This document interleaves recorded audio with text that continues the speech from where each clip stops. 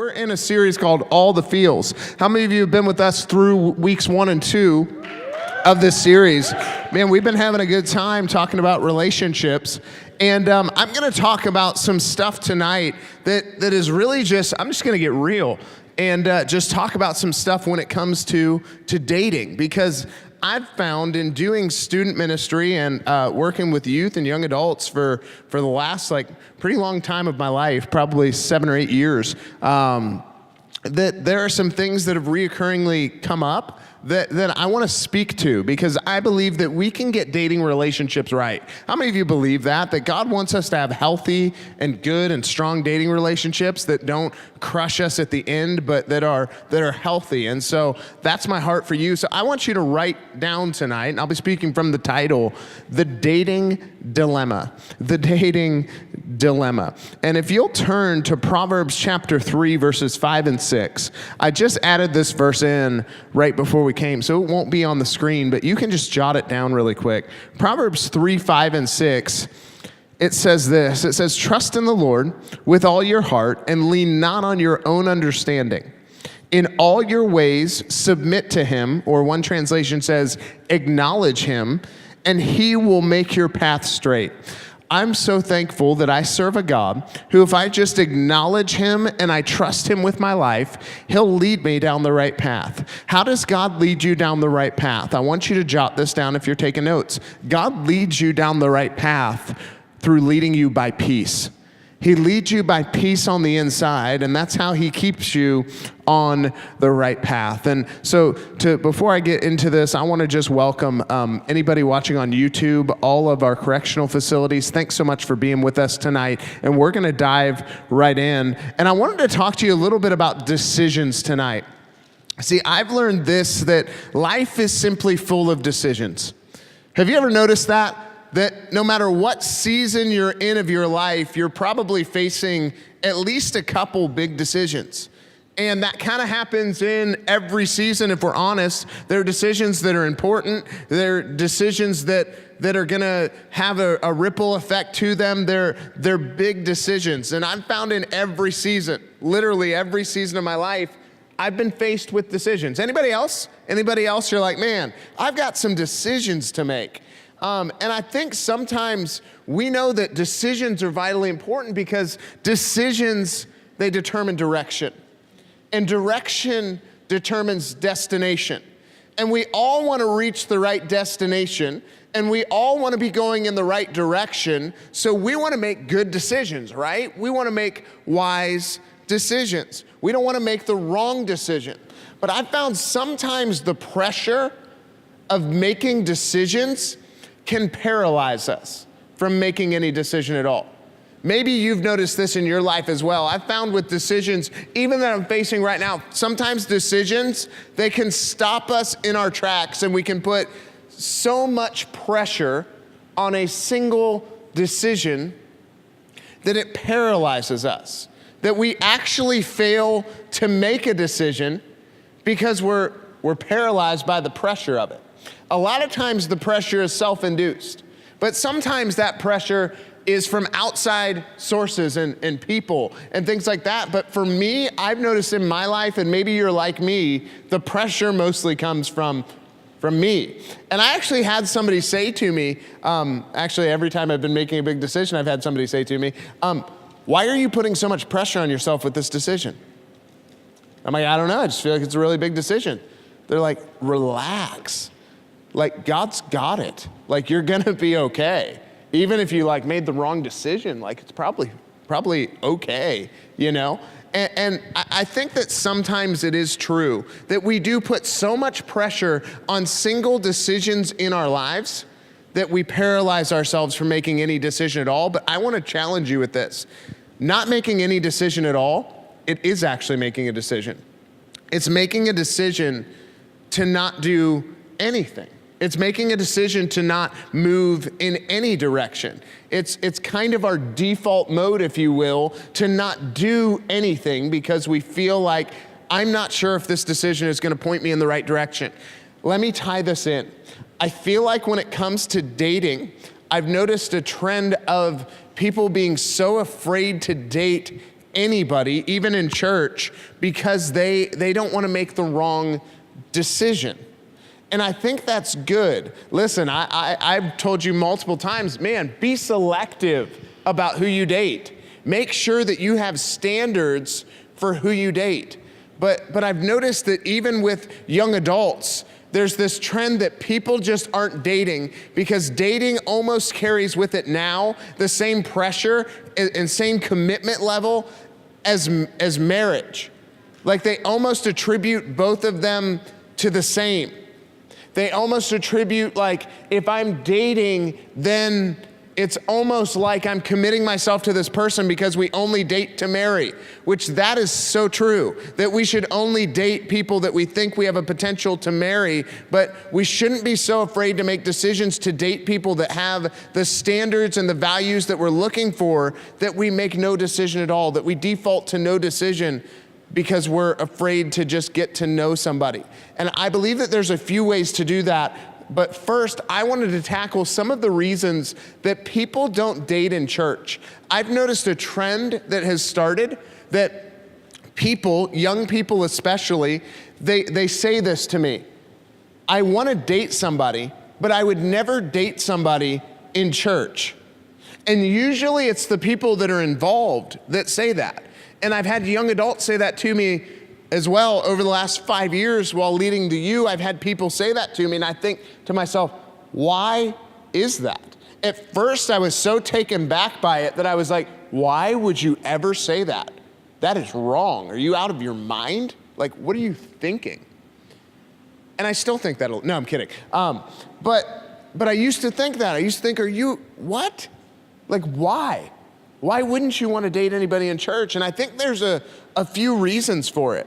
The first thing, and you can jot this down, is condescending chatter that goes on around them. Condescending chatter. What does that mean? Have you ever noticed when it comes to relationships, everyone is an expert, even when they have no experience in a successful relationship? It's so ironic. It's like the Holiday Inn Express commercials, you know, where they're like, are you a doctor? No, but I did stay at a Holiday Inn Express. It's like, what? Like, no, you can't do surgery on me. That's weird. But man, it's so that way in church where everybody is a relational expert. Everybody wants to tell you when, why, and who to date, why you shouldn't date that person, why you should date this person. Why you shouldn't be in this relationship, but why you should be. And don't get me wrong, there are people in your life that should have a place to speak in your life. But when it becomes the masses, when you've got a crew of 22 and all 22 of them are speaking into your life, trying to tell you who to date, who not to date, and none of them even have a successful relationship past 3 weeks, it becomes an issue. It becomes a problem. But for some reason, when it comes to relationships, everybody's really, really good at weighing in on others' relationships and what they should do, and let's just be honest, others' lives and what they should do, and really bad at managing their own relationships and what they should do.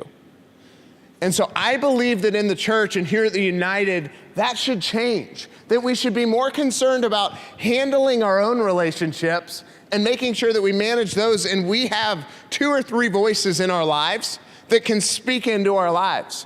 Man, I have 3 main voices in my life to this day.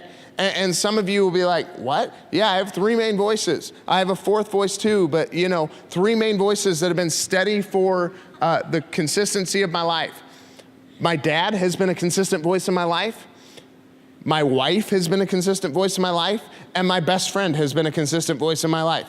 Outside of that, most people just have a view in my life. They don't have a voice because that's my choice. I choose whether I give somebody a voice in my life, and I choose whether they just have a view. And a lot of people just have a view, and they don't know the context of my life. They don't know the context of the decisions that I'm making. So why would I allow them to weigh in with condescending comments about the context of my life that they know nothing about?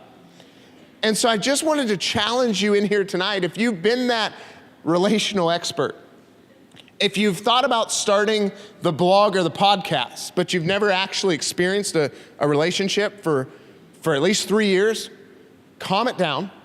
open your Bible, get a devotion life, be a good friend, and just chill out a little bit. That's it. And I mean that in the most loving way possible. The second thing is the constant commentary. The constant commentary. And this is something that I've been guilty of, if I'm honest.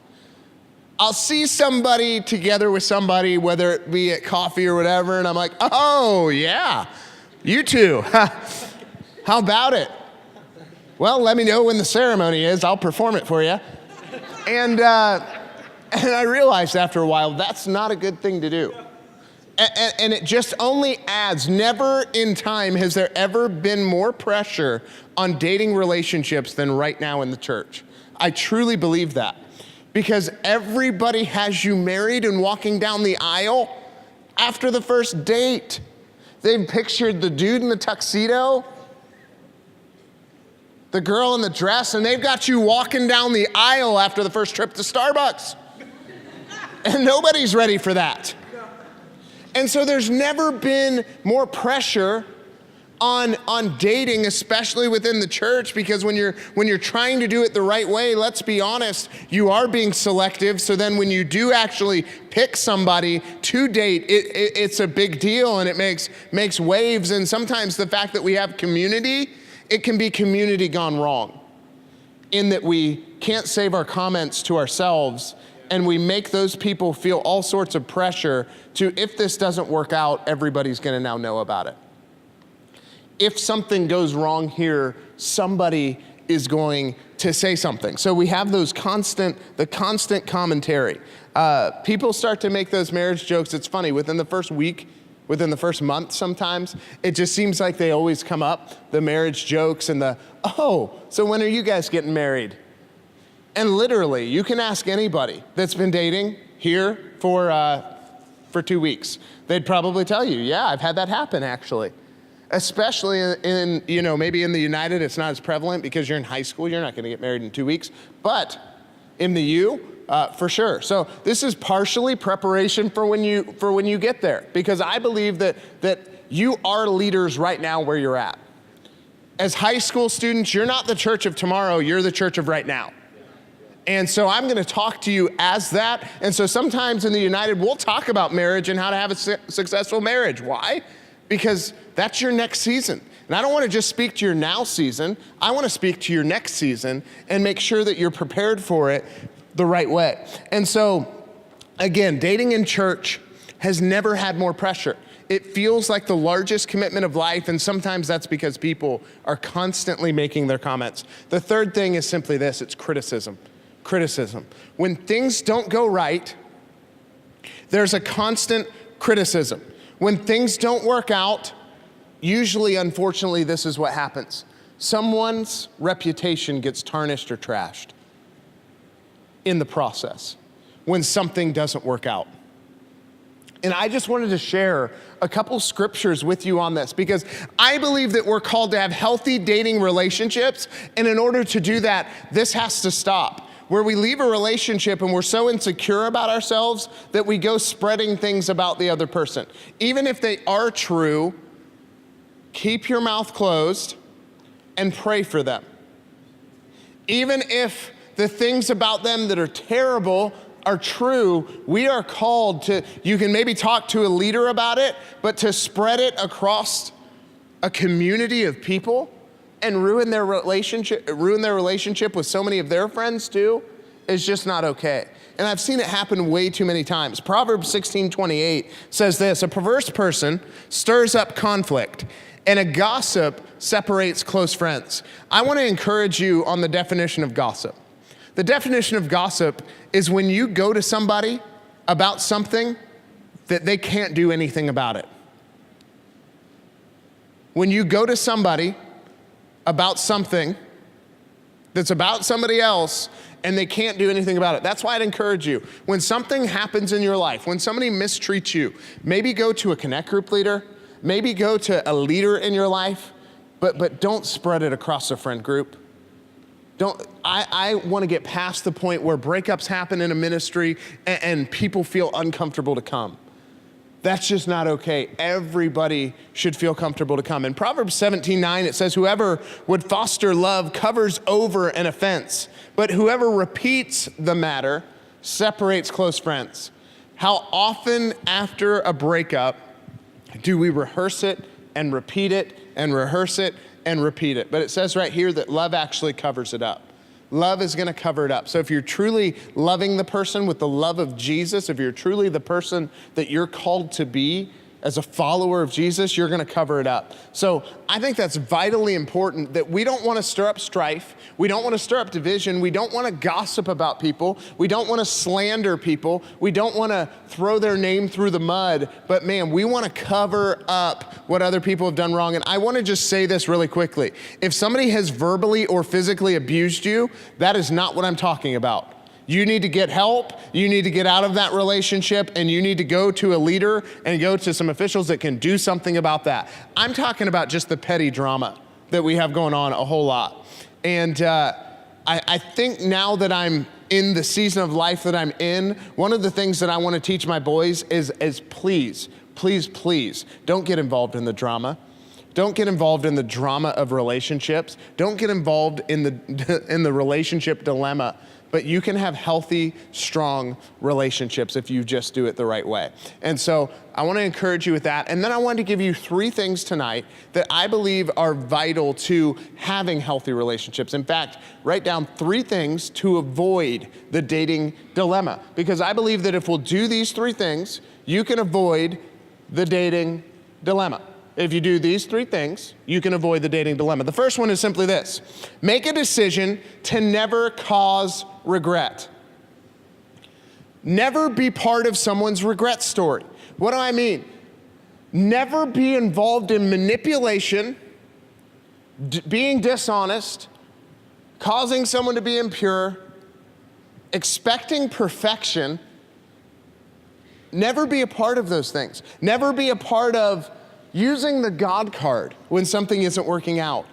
Just be willing to be honest. Like, it's just not clicking. Like, I can't tell you how many of my friends stopped serving God, and it's their fault in high school. It's their fault, truly. But how many of my guy friends stopped following God because a girl in church, I brought this guy to church, and a girl in the church used the God card when breaking up with them? We can't use the God card. Just say you don't like them. Just say like, I like you as a friend. It's not you, it's me. Don't say that, I'm just kidding. But just say, hey, I want to be a friend, but I don't want to go further than that. And that's fine. If they can't respect that, if they get offended by that, whatever. But don't use the God card. The other thing is expecting perfection. I think we set ourselves up to fail. When I was talking about making decisions, I think we set ourselves up to fail always when we're expecting perfection from the other person, or we're looking for the perfect person. Because you can't even fit that description or that standard that you're looking for. So how can we expect that of someone that we're looking for if we can't even embody? We're not perfect. So to pursue someone that's perfect is just ridiculous. It's out of the question. But to pursue someone because you see qualities in them that you admire, because they meet your standards, that's the way that you should pursue somebody, is by seeing things in them that, man, you're like, man, I really like that about them. Man, I really like this quality. Man, they meet my standards that I've already written down and already decided. You can be selective, but sometimes our selecting turns into looking for perfection. And when that happens, nobody will ever be good enough. And I just want to encourage you with this, that any relationship that you get in, there's going to be things that you don't like about the person, and it's going to be work. Anything worth having in life will be work.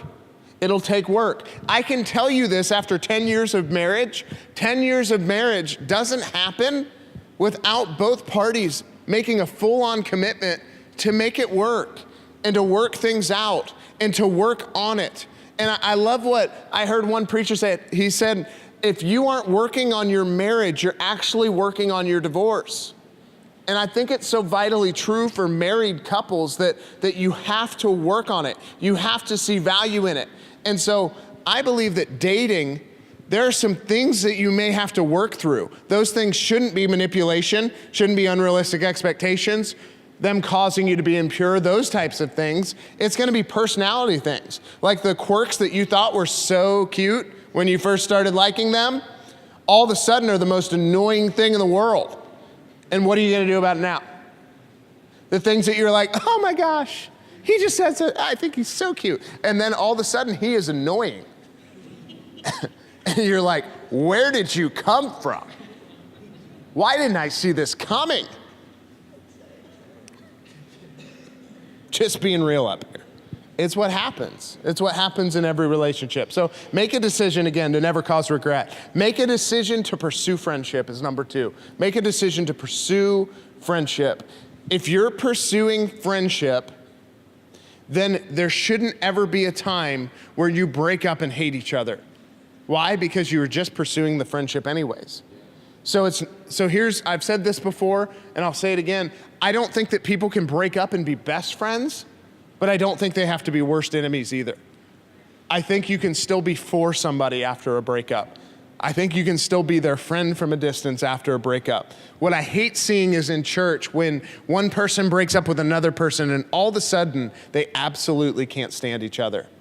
And it makes it awkward and they feel like they can't come to church and all of those things. And I just want to ask the question, why is it when you break up with someone at school, you don't stop going to school?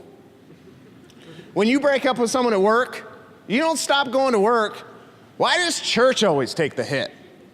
I mean, why does the thing that Jesus bled and died for always take the hit? Like, oh, I broke up with them at church. I feel so uncomfortable in church now. It's like, it's okay. I've felt uncomfortable plenty of times. You'll be fine. It's a big room. Be on the other side. It's cool. Like, don't skip church. No person is worth pulling you out of the place that God planted you. Keep yourself planted because it's where you're planted that it's going to produce the best harvest in your life. The third thing is this: make a decision to always see and believe the best. This is huge because especially when a relationship doesn't work out, what is the easiest thing to see? The worst, the ugly, how annoying they were. But what are we called to see as followers of Jesus? What are we called to believe? We're called to see and believe the best, even if we're not going to be in a relationship with them. But here's the flip side. If you are in a dating relationship, as long as they're not causing you to compromise your purity, you always have to use the disclaimers and go down the list. It's like the small print when they do those medicine commercials, you know what I'm talking about? It's like, they're like, this will help you feel amazing. Yeah, I feel like it's like that in a relationship, and they do all the stuff. It's like that in a relationship series. I think that thinking the best, seeing the best, believing the best, as long as they're not causing you to be impure, as long as they're not causing you to compromise your faith, as long as they're not pulling you away from Jesus, but they're pushing you towards Jesus, you have the ability to think and choose and decide to see the best in them.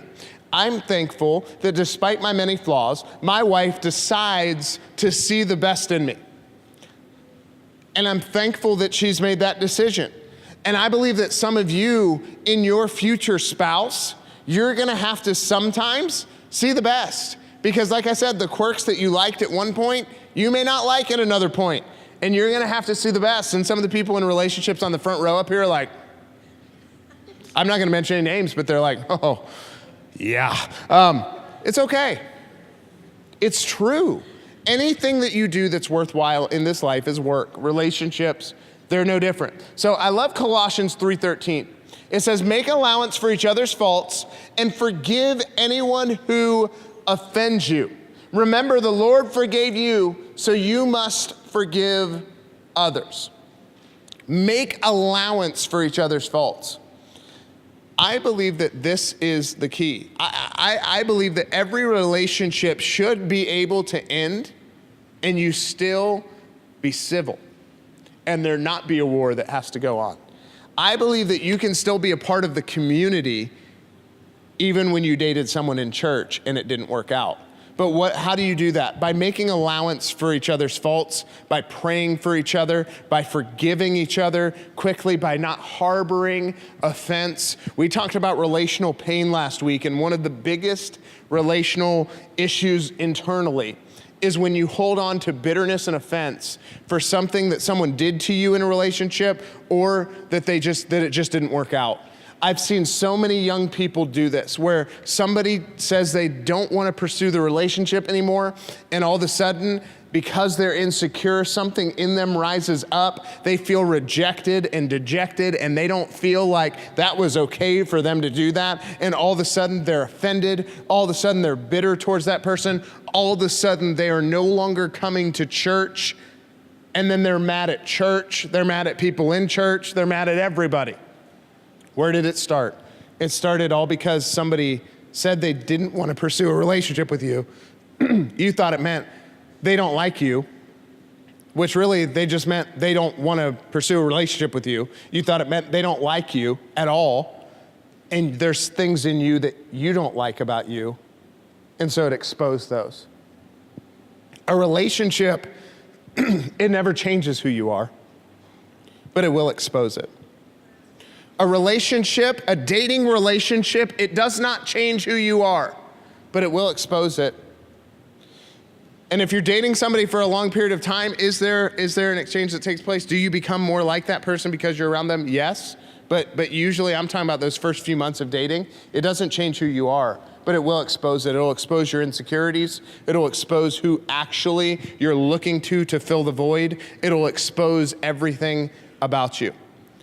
I believe it's vitally important that we have our relationships built on a firm foundation. See, we talked about decisions a little bit, and a lot of times when the pressure of these decisions to date come to us, they cause us to be stagnant and stuck rather than steady. But I believe that in our lives, God has called us to be steady, and he's called our relationships to be stable. And so I have some guys that are gonna come up and help me out. We're gonna have some guys, some manly men come up here quickly, guys, and help me out. And so we have some guys up here. Yeah, you can stand up here actually, why not? And so we were talking about kind of believing the best and all of that, but there are a few things that you can pursue. You can pursue positivity, you can pursue friendship, you can pursue things like that, but I want to focus on these things, on those toxic things in the relationship that do cause regret, because you can't build a healthy relationship if you have the wrong foundation. So Colin, why don't you get down? Colin represents impurity, and you can see why. So Colin, get down. Just kidding, that was a joke. Livening him up, my goodness. We can't send this to, so get down. Come on, judgment, here we have judgment. Only God can judge me. Here we have dishonesty. Get down, dishonesty. And here we have the God card. Hey, let's hear it for the God card. My goodness. The God card. We have unhealthy expectations. Sure, get on top, yeah. And then we have manipulative. Hunter, is this true? Just kidding. Jokes, all jokes.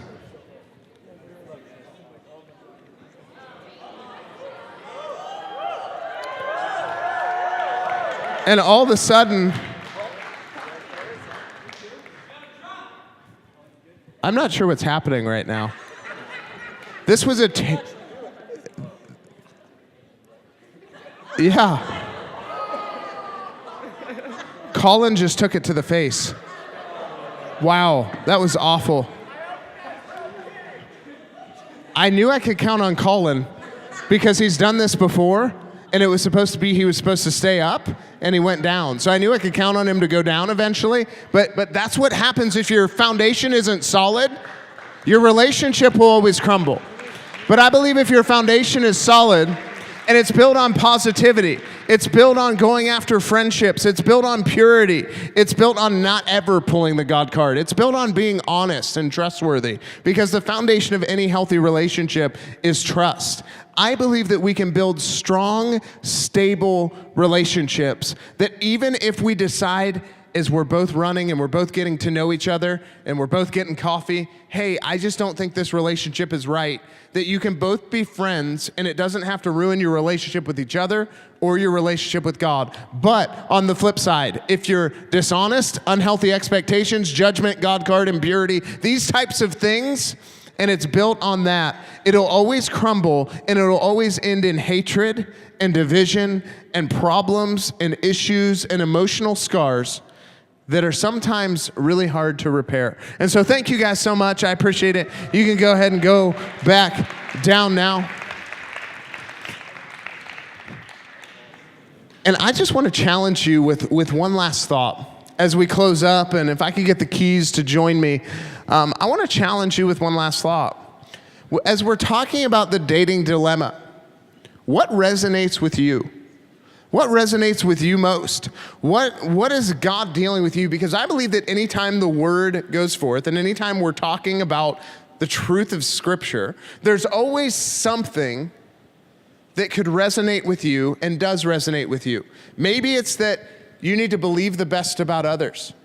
Maybe it's that you need to only be on the positive side when it comes to others. Maybe it's that you need to rethink, like, am I causing regret? Maybe you're a guy in here and you're like, man, I've caused so much regret. Or maybe it's simply for you, like, I need to really slow this down, quit making out in the back seat, and just pursue the friendship. Because making out in the back seat, it's fun for a season, but it leads to bad places. And it always causes regret. Maybe that's you. Maybe you need to slow it way down. I don't know which category that you might fall in tonight, but I would venture to say that all of us fall in one. Maybe you're the person that has had so much trouble making decisions, and that's good. Keep being selective, but don't be paralyzed by fear to make a decision to go get coffee with someone. And together as a community, let's just resolve that we're gonna get better at not being so condescending when it comes to relationships, at not acting like we're all experts, at not giving the constant commentary when somebody does get coffee, and not criticizing when things do go wrong. Can we do that?